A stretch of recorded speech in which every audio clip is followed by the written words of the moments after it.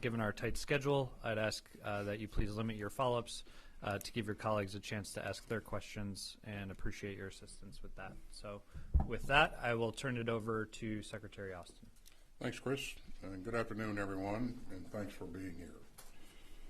We've just concluded our 14th meeting of the Ukraine Defense Contact Group, held virtually this time. And I'm especially grateful to Ukraine's Minister of Defense, Oleksiy Reznikov, for joining us again today and highlighting Ukraine's most urgent battlefield needs. I also want to thank General Milley for his leadership and his deep commitment to the self-defense of Ukraine. Now, today's meeting of the contact group comes at a critical time. We're following on the heels of a highly successful NATO summit in Vilnius last week, where many of our closest allies announced significant security packages for Ukraine's defense. And Ukraine is continuing its critical counteroffensive to regain its sovereign territory. Now, we're seeing Ukraine make progress, and Russia's losses continue to mount. The Ukrainian people have shown outstanding courage as they fight for their country. As we saw again today, this contact group stands united behind them. Today, we recommitted to supporting Ukraine during its crucial counteroffensive and for the long haul. And this is no time to slow down. The United States and our allies and partners have moved mountains to provide Ukraine with critical air defense systems, munitions, and more. And so coming out of today's meeting, I'm grateful to all of our allies and partners for their commitment and their clarity of purpose. I've asked our friends to continue to dig deep into their military stocks, because we're going to do what it takes to support Ukraine's sovereign right to live free today and for the future. Now, during today's meeting, we talked about Ukraine's ongoing requirements, including, as I've said, its urgent need for ammunition. We also discussed plans to ramp up production at both the national level and the multinational level through the European Union's important initiative to produce more ammunition. We heard from the co-leads of the F-16 training coalition, Denmark and the Netherlands. They continue to make progress on a cohesive training plan and to help some very eager Ukrainian pilots learn to fly fourth-generation aircraft. I'd like to thank Minister Poulsen and Minister Alongren for their leadership. And such initiatives clearly show that members of this contact group continue to meet Ukraine's near-term needs while also working to get Ukraine what it needs for the long term. In other words, we're going to continue to walk and chew gum at the same time. For example, Sweden and France have both signed bilateral agreements with Ukraine for defense procurements and more. And that's going to help Ukraine get even more advanced systems, and it will foster deeper cooperation going forward. And both of these agreements demonstrate our long-term focus on building up Ukraine's enduring strength. These commitments underscore how badly Putin miscalculated when he invaded Ukraine last year. 3 of his blunders are especially clear today. First, Putin thought that he could take Kyiv in days and force a new government of Russian puppets on the Ukrainian people. But Ukraine chose to fight back. The Ukrainian armed forces have defended their country with courage and skill. Second, the Kremlin bet that the world would just live with its cruel assault on Ukraine. But Russia's aggression and atrocities have shocked the world, including even Moscow's long-term partners. And that brings me to Putin's final miscalculation. He thought that Ukraine's friends would waver or flee. Instead, nations of goodwill from around the world have stood up for Ukraine's sovereign right to defend itself. And by joining together, we have achieved something extraordinary. And today, this contact group stands as united and firm as ever. So make no mistake, we are determined to support Ukraine's fight for freedom for as long as it takes. And with that, let me turn it over to General Milley. Thanks, Secretary. I appreciate that. And good afternoon, everyone, and thanks for being here. I want to start by thanking Secretary Austin for his unwavering commitment and leadership to the Ukrainian Defense Contact Group in support of Ukraine in their time of need. This is our 14th meeting, and month after month, Secretary Austin keeps the direction of this 50-nation-plus strong coalition focused on the strategic objectives. And I also want to express my deep appreciation to the various ministers and chiefs of defense who participated today, whose unfaltering support to Ukraine has been a beacon of solidarity since Russia began its vicious war of choice. For more than 500 days, Russia has continued their illegal war, while Ukrainians have stood strong in the face of Russia's unprovoked attacks and are an inspiration to all free nations. Russia's war of choice, Russia's war of aggression, is a frontal assault on the rules-based international order that has prevented great power war for the last 8 consecutive decades. It is not only an illegal war of aggression, it's also an unnecessary war against a country that presented no military threat to Russia. An unnecessary, unjust, illegal war of aggression for more than 500 days. And yet, the Ukrainian people have demonstrated their extraordinary determination to remain free, a freedom they have known for the last 30 years. They fight with grit and tenacity, exhibiting a profound spirit of resistance and resilience. As Ukraine continues its counteroffensive, we are reminded that real war is not war on paper. Real war is unpredictable. It's filled with fear and fog and friction. Real war is brutal. The crucible of combat has enormous costs in terms of killed, wounded, displaced persons, and refugees. And yet, despite the enormous costs, the Ukrainians are advancing steadily and deliberately, braving brutal and bloody battles to reclaim their homeland. As we publicly said weeks ago, this offensive will be slow, it'll be difficult, and it'll come at a high cost.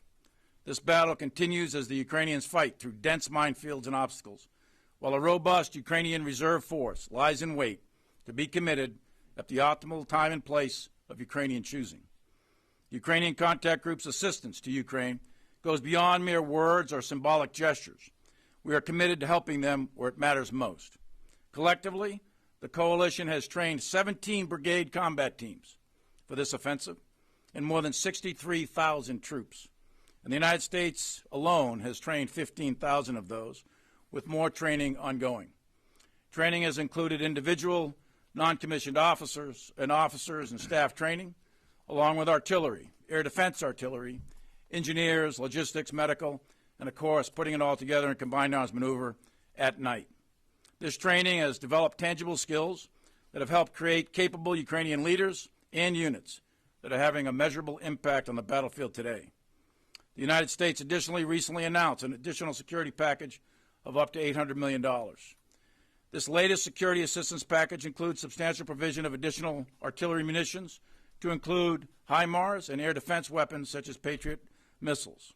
It also includes a broad range of artillery systems and munitions, anti-armor munitions, precision aerial munitions, demolitions, and various other supplies that are necessary to keep Ukraine in the fight. In combination, this training and equipment enables Ukraine to have the capacity and the capability to defend itself.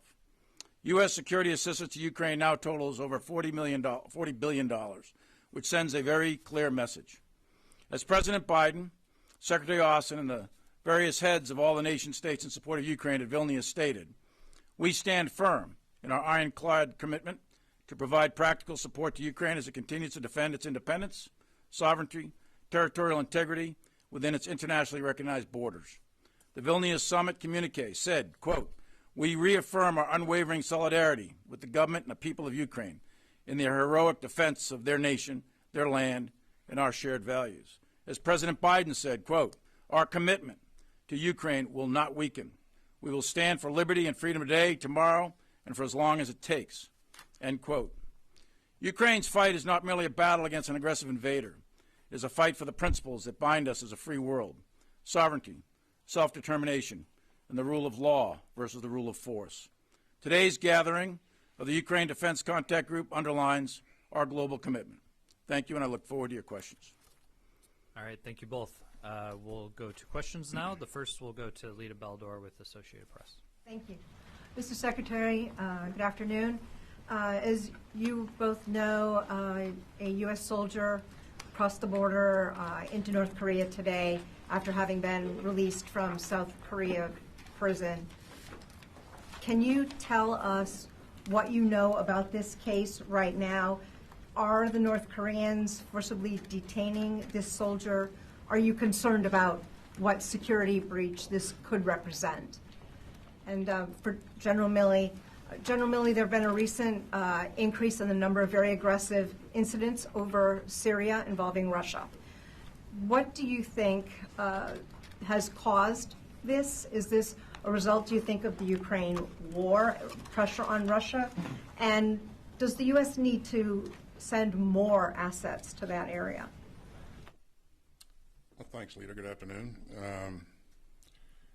Yeah, what I can confirm, and I would say up front that we're very early in this event, and so there's a lot that we're still trying to learn. But what we do know is that one of our service members who was on a tour willfully and without authorization crossed the military demarcation line. We believe that he is in the BRK custody. And so we're closely monitoring and investigating the situation and working to notify the soldiers next of kin and engaging to address this incident. In terms of my concerns, I'm absolutely foremost concerned about the welfare of our troop. And so we will remain focused on this, and again, this will develop in the next several days and hours, and we'll keep you posted. So. And later on the Syria piece, there is a bit of an uptick, but I wouldn't overstate it too much. I think that our forces have adequate rules of engagement and authorities provided to defend themselves.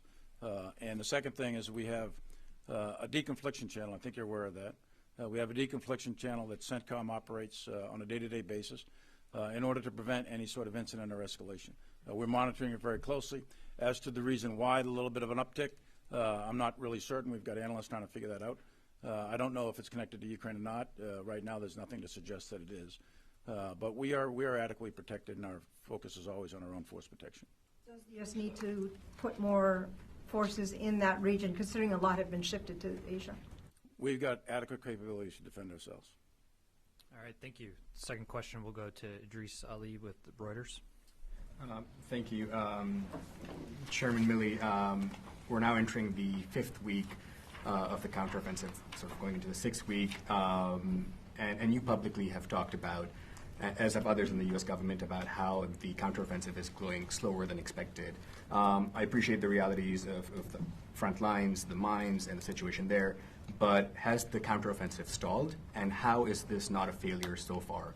And Secretary Austin, you talked about the alliance and the contact group being together, but publicly there seems to be a bit of fraying. Defense Minister Wallace last week said that he had told his Ukrainian counterparts that, quote unquote, we are not Amazon, and that they should show some appreciation. Do you agree with the sentiments that Secretary Wallace expressed? And what exactly do the Ukrainians need to sort of break the front lines in the security zone and make the progress that you had expected them to make? Well, first, thanks, Idris. And I'll answer first, and then the chairman can chime in. You know, we're just back from the summit in Vilnius, and what I witnessed in Vilnius was indeed unity and cohesion in every meeting that I sat in, and so it's the same thing that I witnessed today as I talked to ministers of defense and chiefs of defense. That unity is still there. There's no question that we have provided Ukraine a lot. We, the international coalition, Ukraine is in a fight, and we have to remember that when you're in a fight, you want everything that you can get your hands on, and so that's to be expected. Ben Wallace and I have worked along with coalition partners over last year or so on this particular issue, and Ben has done a lot to enable and to help the Ukrainian military, and so he's been a great partner. But again, I continue to see unity and cohesion. I continue to hear ministers say that we're going to support Ukraine for as long as it takes. And I heard their leaders say the same thing in Vilnius last week. This is it's about much more than just Ukraine. This is about the rules-based international order. And I think people realize that. People around the globe realize that. And, it's about the ability of a country to protect its sovereign territory. And so there is an interest across the globe, around the globe, to ensure that Ukraine can be successful in defending its sovereign territory. So I would say a couple things. First of all, the Russians have had several months to put in a very complex defense in depth, a linear defense in depth. It's not quite connected trench lines like World War I, but it's not dissimilar from that either. Lots of complex minefields, dragon's teeth, barbed wire, trenches, etc. They've got a very extensive security zone in depth, and then they've got at least 2, perhaps even 3 main defensive belts. So they've had a long time to prepare that. Now, they suffered a lot of casualties, the Russians did, to date. So they've also done that mobilization, from months ago. So the troops that are manning those Russian lines are poorly trained, poorly equipped. Their sustainment logistics is not high. The morale is low. And now recently, because of the Prigozhin mutiny, the command and control apparatus at the strategic level is certainly confusing at best and probably challenging in many, many other ways. At the operational and tactical level, they've had significant casualties among their officer corps. But in addition to that, the recent events of Prigozhin has also led to, and you're reporting it in the media, about various folks being replaced. So the Russian situation is not very good, even though they've been fighting a fight because of the minefields. What the Ukrainians have, though, is a significant amount of combat power not yet committed. And I will not say what's going to happen in the future because that's going to be a Ukrainian decision as to where and when they commit their reserve, etc. Right now, they are preserving their combat power, and they are slowly and deliberately and steadily working their way through all these minefields. And it's a tough fight. It's a very difficult fight. It started about 5 or 6 weeks ago, and the various war games that were done ahead of time have predicted certain levels of advance, and that has slowed down. Why? Because that's the difference between war on paper and real war. These are real people in real machines that are out there really clearing real minefields, and they're really dying. So when that happens, units tend to slow down, and that's rightly so, in order to survive, in order to get through these minefields. So they're working their way through it. It is far from a failure, in my view. I think that it's way too early to make that kind of call. I think there's a lot of fighting left to go, and I'll stay with what we've said before. This is going to be long, it's going to be hard, it's going to be bloody, and at the end of the day, we'll see where the Ukrainians end up vis-a-vis the Russians. And Idris, let me just tag on to what the chairman said. I absolutely agree with everything the chairman said. But I would remind you that this is not over. We continue to generate combat power, training and equipping 3 brigades in Germany right now, and there's other training ongoing around the region, as the chairman pointed out earlier. Countries continue to provide platforms. We talked about the additional Leopards and infantry fighting vehicles that are on the horizon, as well as artillery pieces. And so we're going to continue to generate combat power. We're going to continue to push in additional Bradley fighting vehicles and also Strykers and artillery pieces, and you heard the chairman mention that earlier. So our work continues, and we're going to do everything we can to make sure that Ukrainians can be successful. All right, thank you. Third question will go to Missy Ryan at the Washington Post. I have 2 Ukraine-related questions following up on Idris's. First, Secretary Austin, for you, I wanted to follow up on the G7 statement that came out last week regarding the framework for providing security assurances to Ukraine. President Biden has publicly referenced the Israel MOU model. Do you believe that, is there a possibility that the United States could help Ukraine achieve or secure some sort of parallel qualitative military edge or could the United States provide a mutual defense agreement to Ukraine as part of that security assurance? And do you expect that it's politically feasible to have the kind of agreement that we have with Israel for Ukraine?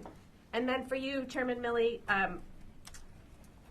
Ukrainian military leaders have said how grateful they are for U.S. support, but at the same time, the various leaders, including General Zaluzhny, who you talk to regularly, have said that they don't think it's reasonable for the United States to be, for Ukraine, to be conducting this kind of major offensive, and especially do combined arms maneuvers without the ability to have greater air power and provide air support to the troops.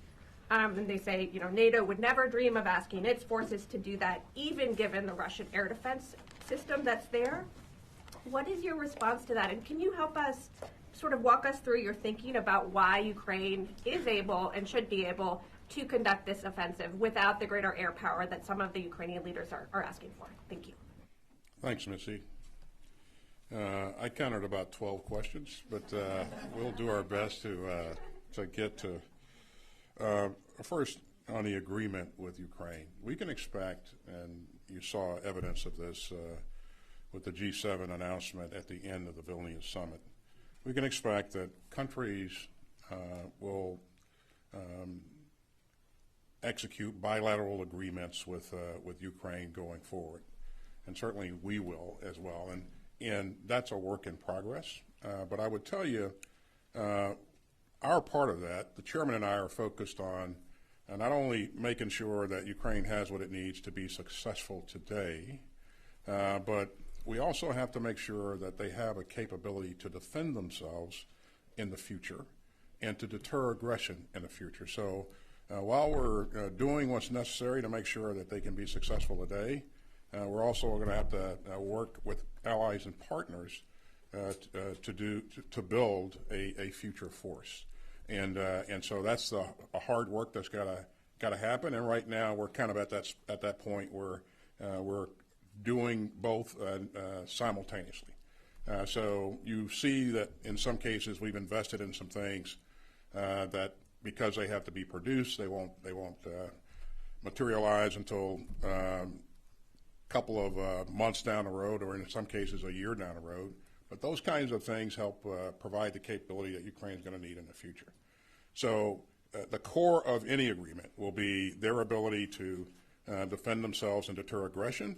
They've got to have the combat power to do that, and that's what we're focused on.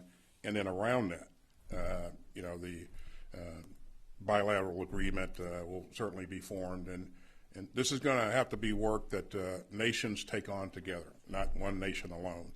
And so I look forward to working with my colleagues and working with state and other foreign ministers to develop the way ahead for Ukraine.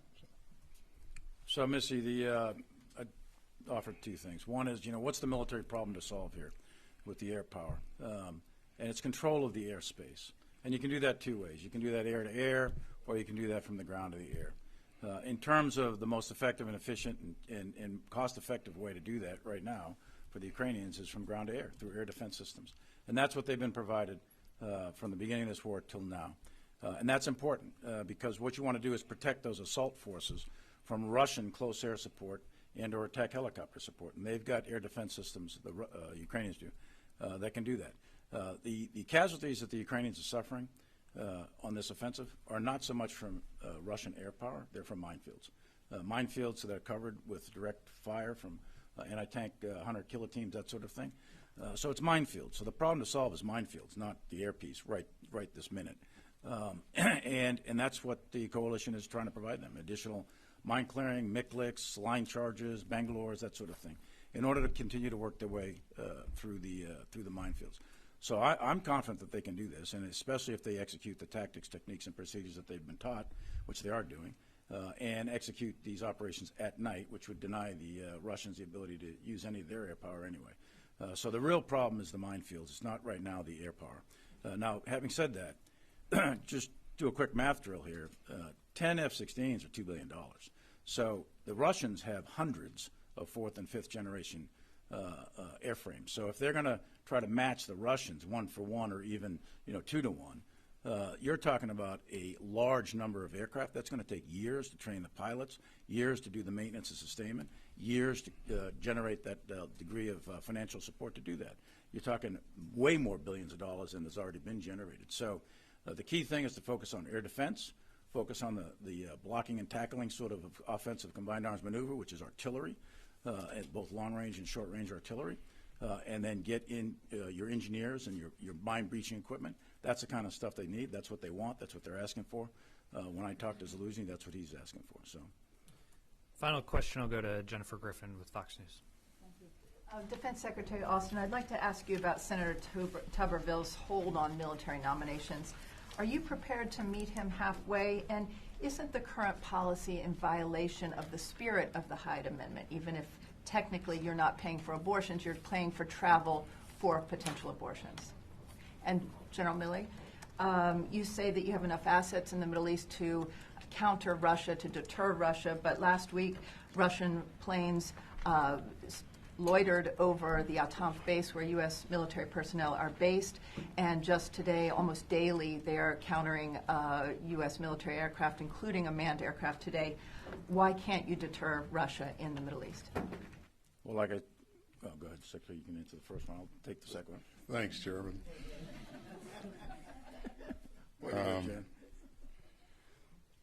Jennifer, I think we have to keep things in perspective. 1 in 5 of my troops, our troops, are women. They don't get a chance to pick where they're assigned. They're serving their country. They're sacrificing each and every day. And they deserve, in my view, and in the view of our leadership, they deserve to have access to non-covered reproductive health care. And that's what this policy does.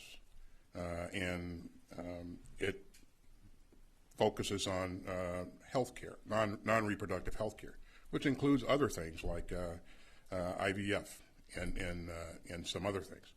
So it's important that our troops, our women, understand that we care about them, that we understand that they don't get a chance to choose where they're assigned, and so this policy helps them maintain access to that health care. And the importance, the health and welfare of my troops is really, really important to me, and we're going to continue to do what's necessary to ensure that they have that access. And I know Senator Tuberville has said that it's illegal. It's not illegal, and we've made that point a number of times. We point to the fact that there's an opinion that's posted on the DOJ's public-facing website that really details this issue. And so this is a readiness issue. The fact that Senator Tuberville maintains this hold on the promotions of our senior officers, it cascades, it creates friction throughout the entire chain. It disadvantages families. You've heard us talk about the impact of that, and so I would ask Senator Tuberville to lift this hold. And as you think about this, Jennifer, I would imagine our adversaries would look at something like this and be pretty happy that we create this kind of turbulence within our force. So, Jennifer, as I said before, we have rules of engagement. Our pilots are extraordinarily well trained. They're empowered. The chains of command are empowered. The Secretary has granted the authorities necessary for them to defend themselves. If at any point in time any of our troops sense that there's a hostile act, a hostile intent, they will protect themselves. So that's point one. Secondly, if there's unsafe or unprofessional acts, that's a different issue. We try to work that out through the deconfliction channel that's done at the tactical level so that we don't have an inadvertent air-to-air accident or incident. But I am quite confident that General Kurilla and all the forces in CENTCOM know how to protect themselves and will protect themselves. But it doesn't seem to be stopping the Russians. Well, it's not going to stop them from flying in the airspace, that's for sure. But if they're hostile act, hostile intent, or if they're acting unsafely or unprofessionally, then we'll work through that. But we will protect ourselves if there's any sort of challenge in that regard. All right, thank you, Secretary Austin and General Milley. That's all the time we have. Thanks, ladies and gentlemen. Thanks, everybody.